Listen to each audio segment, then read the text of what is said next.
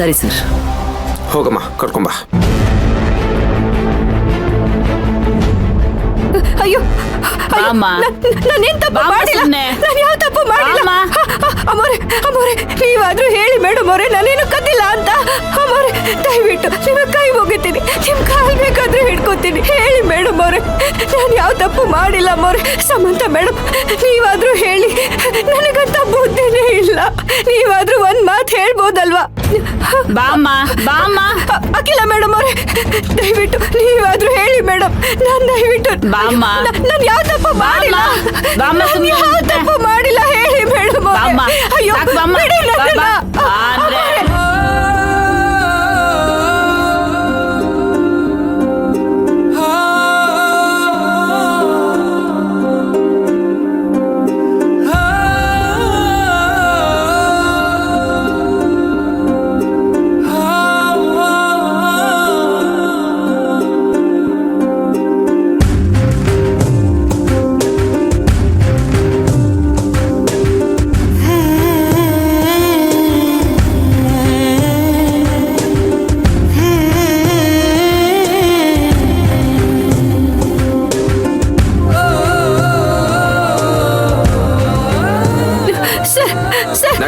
ಕೇಳಿ ಸರ್, ಅಯ್ಯೋ ಸುಮ್ಮನೆ ಬಾಯಿ ಮುಚ್ಕೊಂಡು ಮಾಡಿಲ್ಲ, ನನ್ನ ಬಿಟ್ಬಿಡಿ ಸರ್. ಬಾಮ್ಮ, ಅಯ್ಯೋ ಸಾಕು, ನಡೆಯಮ್ಮ. ಕೇಳಿ ಸರ್.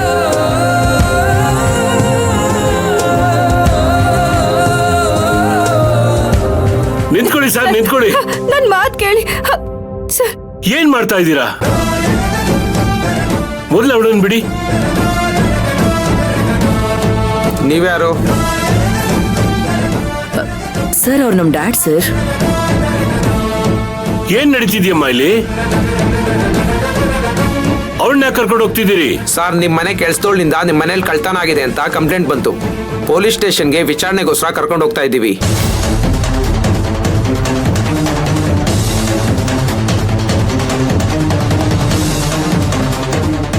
ಏನ್ ಹೇಳ್ತಾ ಇದ್ದೀರಾ? ಕೆಲಸದವಳ? ಯಾರು ಸರ್ ಕೆಲಸದವಳು? ಇನ್ಯಾರು? ಇಲ್ಲಿ ನಿಂತಿದ್ದಾಳಲ್ಲ ಇವಳೆ.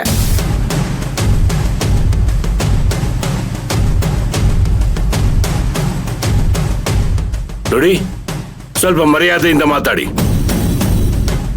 ಮಯೂರಿ, ನೀನ್ ಈ ಕಡೆ ಬಾಮ್ಮ. ಬಾಮ್ಮ ಈ ಕಡೆ.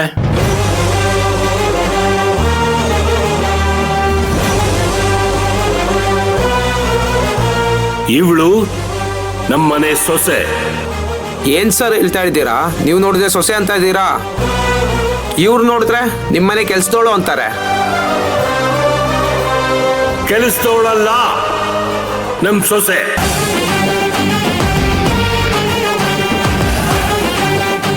ಏನಮ್ಮ, ನಿಮ್ಮನೆ ಸಮಸ್ಯೆನ ನಮ್ಗೆ ಯಾಕೆ ತಗಲಾಗ್ತಾ ಇದ್ದೀರಾ? ಪೊಲೀಸರ ಜೊತೆ ಆಟ ಆಡ್ತಾ ಇದ್ದೀರಾ? ಸರ್, ನಾವೇನು ಆಟ ಆಡ್ತಿಲ್ಲ ಸರ್. ನಮ್ಮ ಮನೇಲಿ ಕಳ್ತನ ಆಗಿರೋದು ನಿಜ, ಅದಕ್ಕೆ ನಿಮ್ಮನ್ನ ಕರೆಸಿದ್ದು.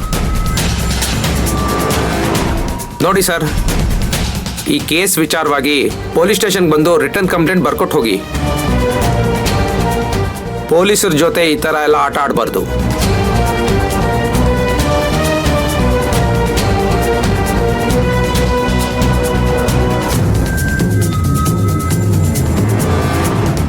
ಏನ್ ನಿಮ್ ಸಮಸ್ಯೆ?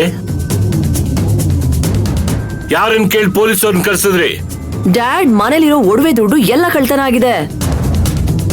ಮನೇಲಿ ಇದ್ದಿದ್ದು ಇವಳು ಒಬ್ಳೆ ಅಂದ್ಮೇಲೆ ಇನ್ ಯಾರ ಮೇಲೆ ಡೌಟ್ ಬರುತ್ತೆ? ಡೌಟ್ ಬಂದು ಪೊಲೀಸ್ ಅವ್ರನ್ನ ಕರ್ಸಿದ್ವಿ. ಅದ್ರಲ್ಲಿ ಏನ್ ತಪ್ಪಿದೆ ಡ್ಯಾಡ್? ನೀವ್ ಯಾಕೆ ನಮ್ಮ ಮೇಲೆ ಕೋಪ ಮಾಡ್ಕೋತಾ ಇದೀರಾ? ಸಾಕ್ ಸುಮ್ನಿರಮ್ಮ. ಅದಕ್ಕೋಸ್ಕರ ಪೊಲೀಸವ್ರನ್ನ ಕರ್ಸ್ಬಿಡ್ತೀಯಾ? ನಾ ಬರೋದೊಂದ್ ನಿಮಿಷ ತಡ ಆಗಿದ್ರು ಇವಳನ್ನ ಪೊಲೀಸರು ಕರ್ಕೊಂಡು ಹೋಗಿರ್ತಿದ್ರು. ಇದೆಲ್ಲ ಮಾಡೋದಕ್ಕೂ ಮುಂಚೆ ಸ್ವಲ್ಪ ಯೋಚನೆ ಮಾಡ್ಬೇಕಾಗಿತ್ತು. ಒಳಗಡೆ ಹೋಗಿ.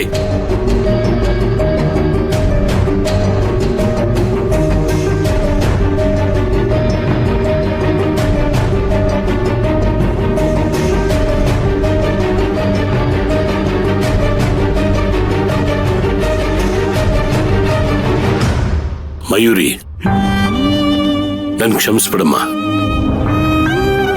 ಇಲ್ಲೇನಾಗಿದೆ ಅಂತ ನನಗೆ ಗೊತ್ತಿಲ್ಲ. ಇವರು ನಿನ್ ಮೇಲೆ ಆರೋಪ ಹೊರಿಸಿ ಪೊಲೀಸರನ್ನ ಕರೆಸಿದ್ದಾರೆ. ಇದರಿಂದ ನಿನ್ ಮನಸ್ಸಿಗೆ ಎಷ್ಟು ನೋವಾಗಿದೆ ಅಂತ ನನಗೆ ಗೊತ್ತು. ನನ್ ಕ್ಷಮಿಸ್ಬಿಡಮ್ಮ. ನೋಡಮ್ಮ, ಈ ಮನೇಲಿ ಏನಾದ್ರೂ ನನ್ನ ಹತ್ರ ಹೇಳು ಅಂತ ನಾನು ಹೇಳಿದ್ದೆ. ನಾನ್ ಮನೇಲಿಲ್ಲ ಅಂದ್ರೆ ನೀನೊಂದು ಫೋನ್ ಮಾಡಾದ್ರೂ ಹೇಳ್ಬೋದಾಗಿತ್ತಲ್ಲ. ನಾನು ಎಂಥ ಸಮಯದಲ್ಲೂ ನಿನ್ ಪರವಾಗೇ ಇರ್ತೀನಿ. ನಾನ್ ನಿನ್ನನ್ನು ನಂಬ್ತೀನಿ ಅನ್ನೋದನ್ನ ಮೊದಲು ನೀನ್ ನಂಬು.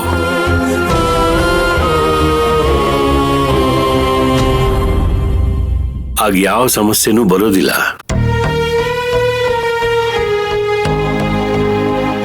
ಒಳಗೆ ಹೋಗಮ್ಮ,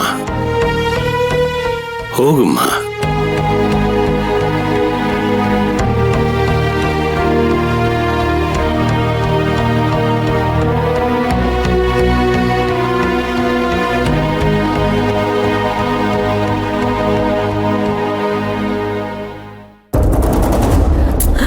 ನಿನ್ನ ಯಾರೇ ಪೊಲೀಸವ್ರನ್ನ ಕರ್ಸು ಅಂತ ಹೇಳಿದ್ದು?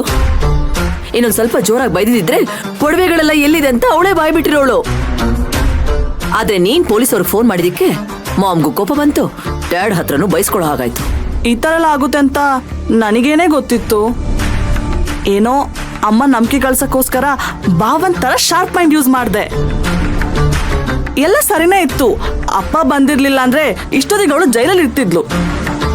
ಏಯ್, ನಿಂಗ್ ತಲೆ ಸರಿ ಇಲ್ವಾ? ಅವಳೇನಾದ್ರೂ ಜೈಲ್ಗೆ ಹೋಗಿದ್ರೆ ನಮ್ಗೆ ಪ್ರಾಬ್ಲಮ್ ಆಗೋದು. ನಮ್ಗೆ ಕಕ್ಕ ಪ್ರಾಬ್ಲಮ್ ಆಗುತ್ತೆ. ಅದಕ್ಕೆ ಹೇಳೋದು ನಿನಗೆ ಸ್ವಲ್ಪನೂ ಬುದ್ಧಿ ಇಲ್ಲ ಅಂತ.